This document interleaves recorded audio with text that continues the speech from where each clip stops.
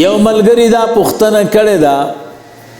چې یو سړی سجدي ته ځي او پرتوګ پورته کوي که فکر مو کړی اکثر خلک داسې کوي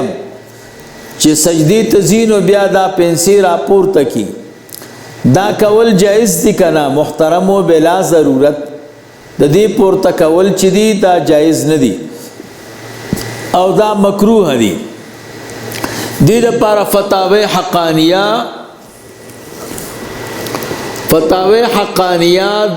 دریم جلد ہے فتاوی حقانیه دریم جلد او صفحہ دا 199 بانے دیوئی سجدہ میں جاتے وقت شلوار اوپر اٹھانے کا حکم سجدی د طلوع په وخت کې پرتوب پورته کول د دې حکم څه دی دے جواب کئی نماز کی حالت میں بلا ضرورت ایسا کرنا مکروہ ہے نماز پہ حالت کی بلا ضرورت دا سے کول مکروہ دی